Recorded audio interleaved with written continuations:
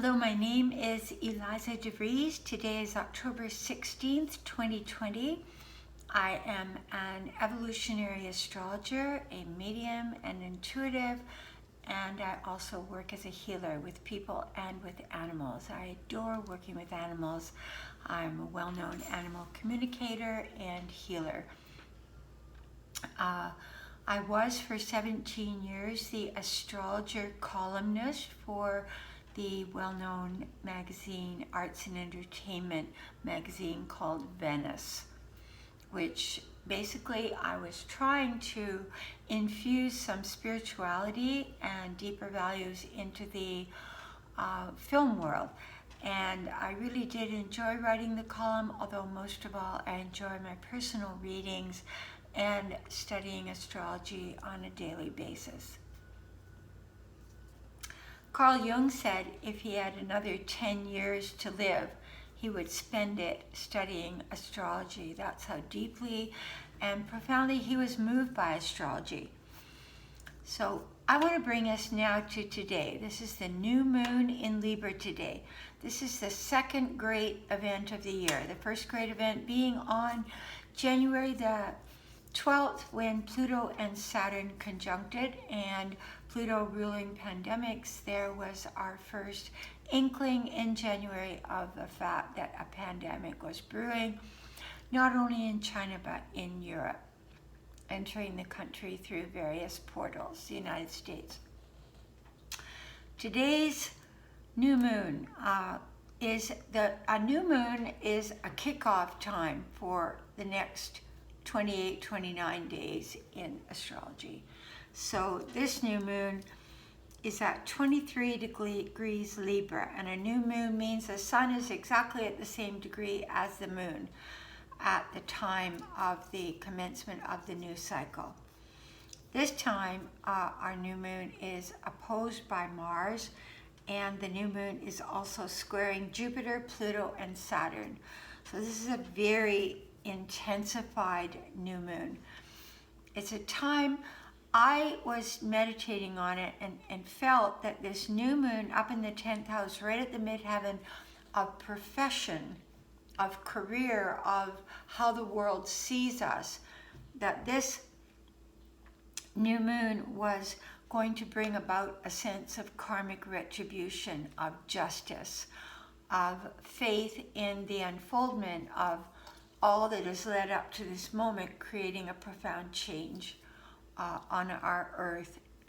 Only because we, in our isolated, insulated environments, have gone through varying degrees, according to the individual, of personal release, personal self-reflection, and transformation, depending on how much you've really integrated the shadow into your own being, and how much you've looked at the deepest core levels at yourself, at your family, at your upbringing, at your actions in the world. I think if I was going to describe one thing about the pandemic and one thing about what happens to us after death, I would say that the biggest thing that we could look at now and really change our lives about, and what we do look at after we leave our physical form and move into another dimension of being, is that we look at how every action, every word, every thought affected others.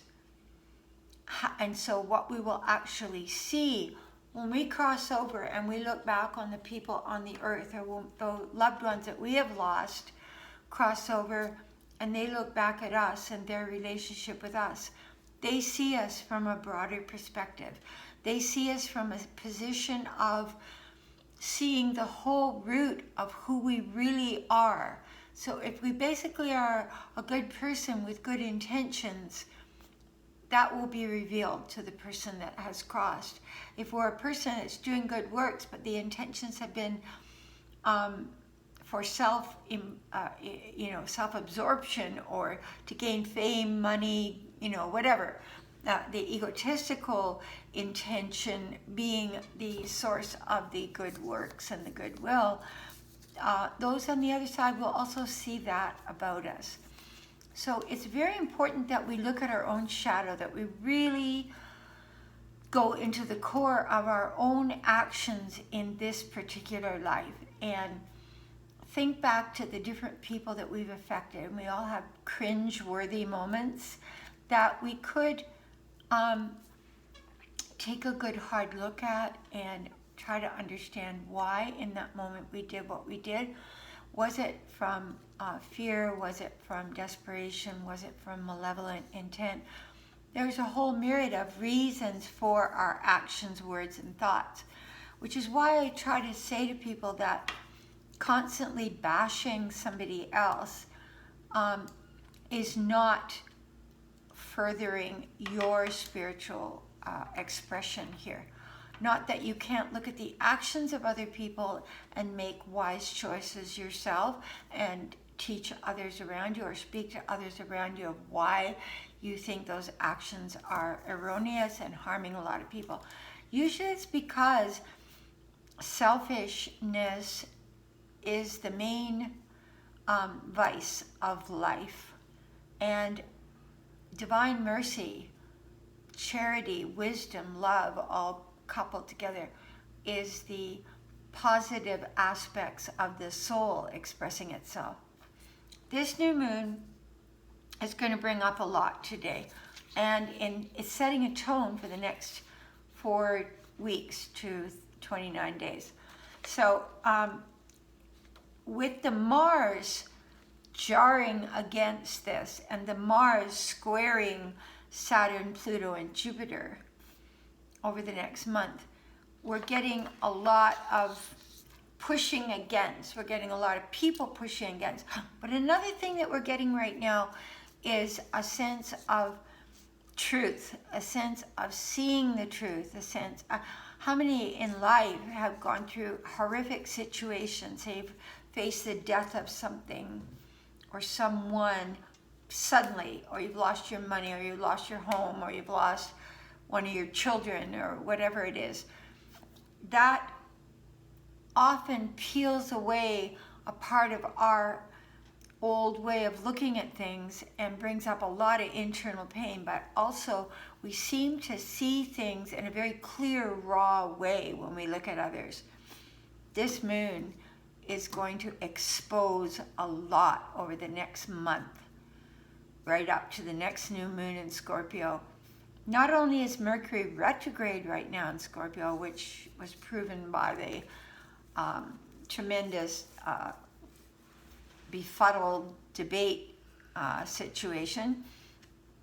That often happens under Mercury retrograde. But the other thing is the Mercury retrograde in Scorpio is peeling away the hypocrisy. We're taking a chance to really look at how people really are with us or against us or not caring about us and vice versa.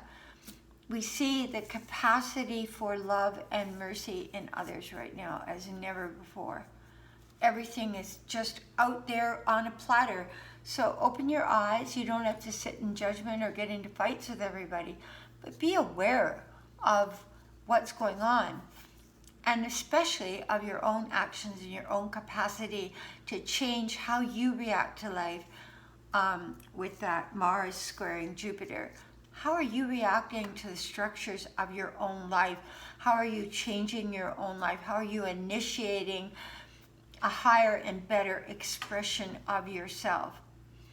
Are you still taking your capacity to judge and criticize? Are you still using it in a negative way? Or are you bringing along with your observations new solutions, suggestions, positive force, putting forth of your energy? And especially with the Mercury right now, exactly opposite Uranus in Taurus, we are getting a lot of divine inspiration of new ways to restructure our life, how to make a new life. Today's a really great day to sit down and see how you want to recreate your life, how to make it more fair. And also Libra is a lot about the scales of justice. Where in your life have you karmically let things get out of whack? Have you been too much of an enabler, or have you been too selfish, or have you been too judgmental? Libra ruling judges and courts, and here we are looking at the next court, Supreme Court justice. All this under the influence of Libra, the scales of justice and of karma. So my feeling is that a lot of things are going to come to the foreground, and you're probably going to see a lot of people deserting Donald Trump right now, like the rats jumping off the sinking ship. People that have not shown the courage or the wherewithal up until now to speak the truth for their own country, but have allowed their desire to win the next election overrule their own value system. That's no longer working. The other thing is that we have the Mars squaring Pluto. So these structures are breaking down, but in their place is the opportunity for new structures to emerge, for a whole new way. You see, everything kind of had to crumble and die the way it was. Donald Trump was a vehicle for that. The people that voted for him were a vehicle for that. The rock was turned over. The negative aspects of the country were exaggerated and exposed so that they could be cleaned out. Ultimately, all of this is a good thing. There is a left hand of God within all of this, as is there within everything. And people that are looking for revenge on him right now, please understand that every action, every word, every deed that we individually choose, we meet it. If we don't meet it in this life, we meet it after we leave this form, or we meet it in the next life. We come back in a very different form. And we are not given that sense of power. And right now, there's almost like a cracking of his form in front of us. The other thing that I would like to say is that I feel this time of incubation and now is a time where something has been gestating within us and within humanity as a whole. Humanity as a whole has faced quite in their face their own possibility of dying. And most people really and truly, it's a strange thing, but they don't really think they personally are going to die. They see everyone around them dying, but somehow it never hit home that it could be us dying, which is eventually, to this form, something that we all do. That will change people a lot. And you've noticed when you've read about near-death experiences or people that have gone through profound loss, that the purpose of that loss, I remember saying to a fellow who's one of my beloved clients, getting over the death of his twin soul, someone that he was with for 12 years. And this is a brilliant young man, and he just adored her. And they had a very powerful relationship. She died very young of a brain tumor. And we were talking about grief because he's a brilliant writer. And basically what we were saying is that grief is another form of love. Those that grieve in the most intensified way and go to the heart and core of grief will find that those are the ones that loved that person to that same level of intensity.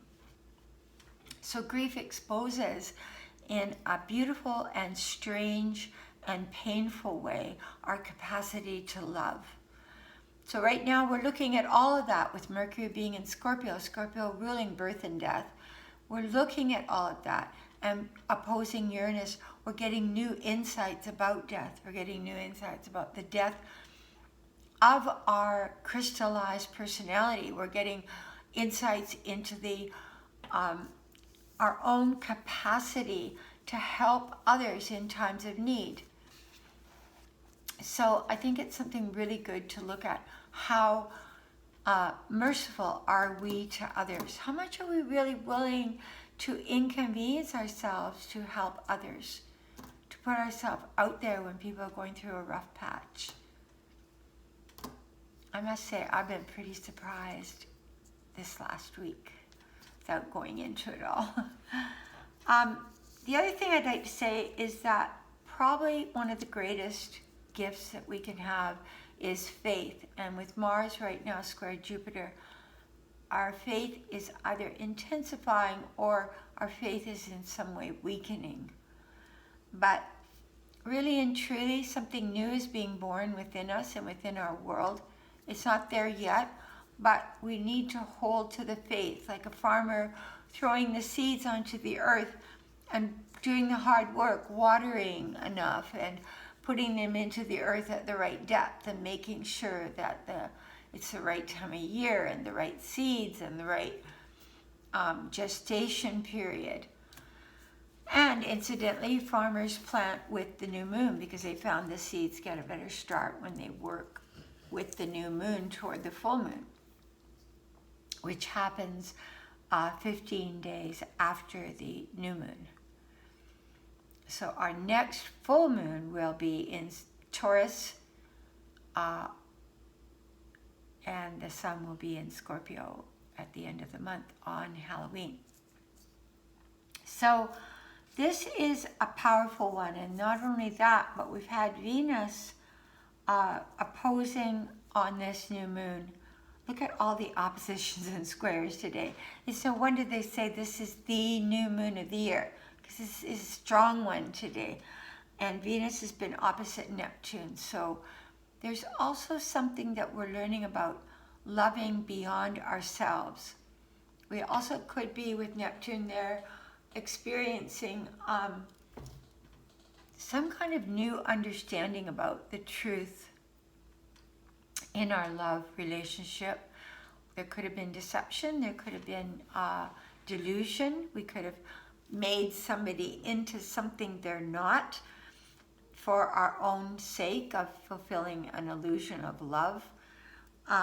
Neptune ruling the higher octave of love, and Venus being the earthly love. Neptune ruling divine love. So Venus opposite Neptune, we may not have been clear on that love or how that love was actually happening. So there's a lot of revelation about that one too. So I'm just going to choose a few soul cards for today. Taking this up, the next debate is going to be on October 22nd. So I'm going to do another video in a couple of days on that next debate, because that's going to be a powerful, powerful debate. We're going to have the Sun in Scorpio, conjunct Mercury retrograde in Scorpio, opposing Uranus. So that's going to be, there's going to be crashing thunder at that debate. And we're going to look at that one in a few days. So I'd just like to see over the next 6 days what we can expect from this new moon. What, at first I'll do it as an individual for each of us. What is the gift of the new moon to each of us? And of course, if you wish to get a reading, you can contact me at angelicmercy44@gmail.com, and I will explain to you how this potent, powerful new moon and all the planets in Capricorn and the Mercury in Scorpio and Uranus, how they're all individually enlarging and enhancing and hitting you in what houses, how they're affecting you. So if you'd like a reading, let me know. So the gift to us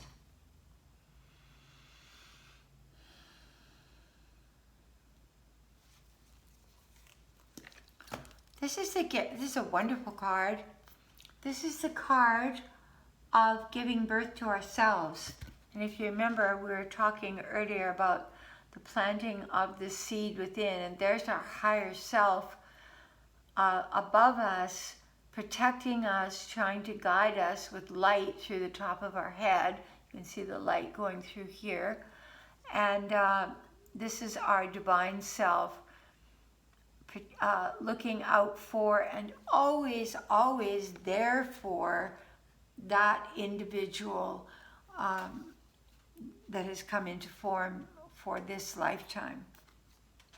So this is a profound time for you to really set out intentions, not only, first of all, because it's happening, the new moon in the house of career and how the world sees you. You might want to take a look at that.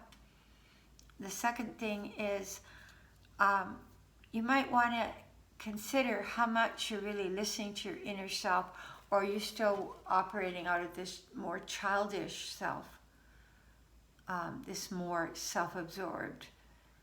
I want, with the Mars in there in Aries. I want. Look after me, me. So that can happen, or it can happen that we take it as a gift and we really go to our higher self.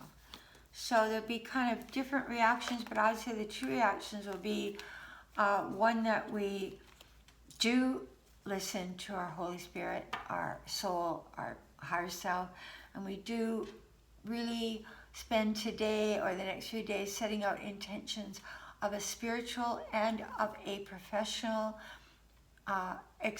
intent. So make your new moon wishes and write them out, put them under your pillow, sleep on them, and read them a few times over the next 48 hours. What will the challenge be of the new moon?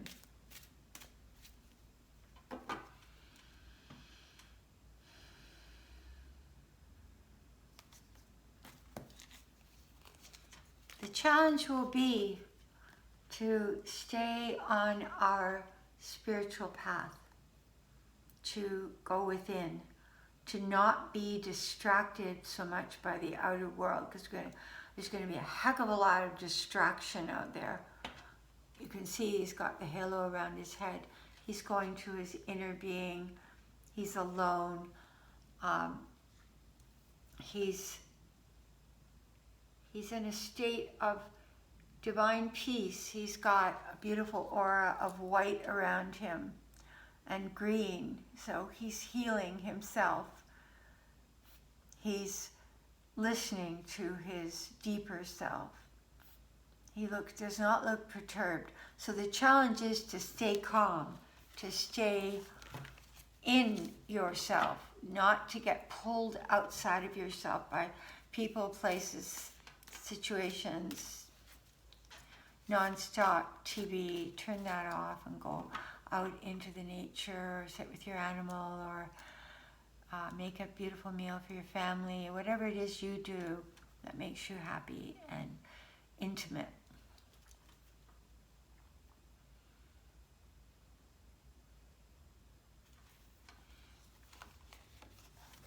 This is a person that is going to the wisdom self.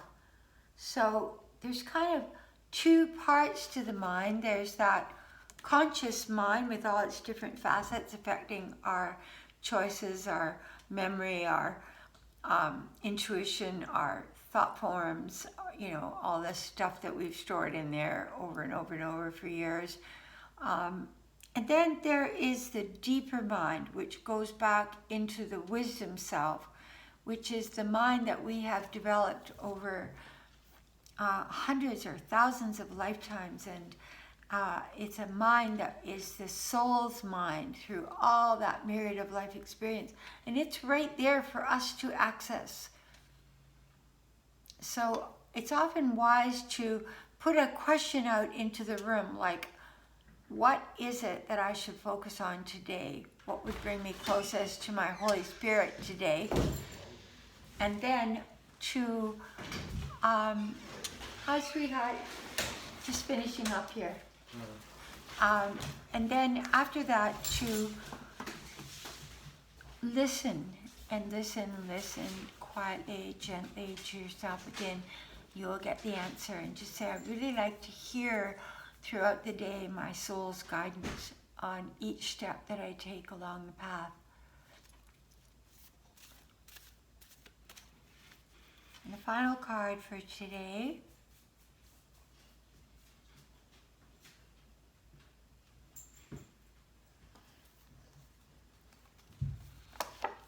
This also could be a day where we're releasing a lot of sadness.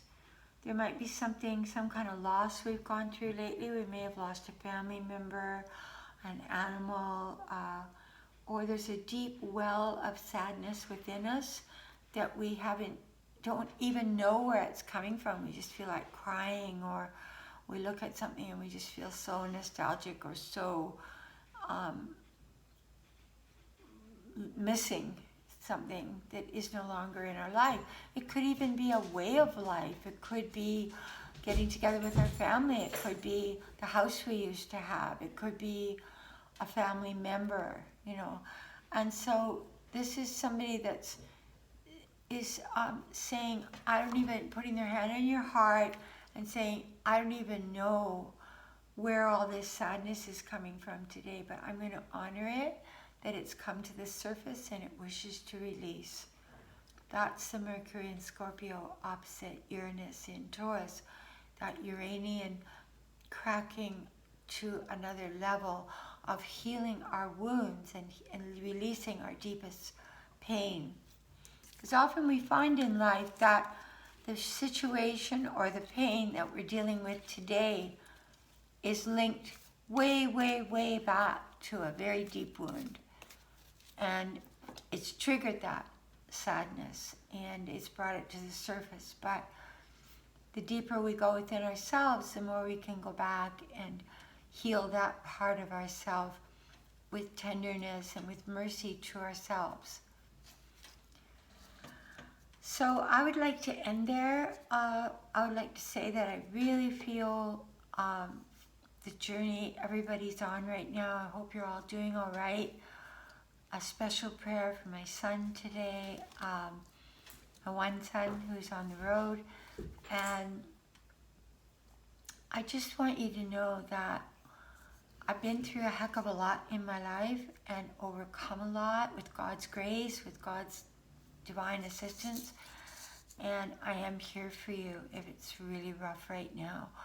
Or if you have a major decision to make in your life right now.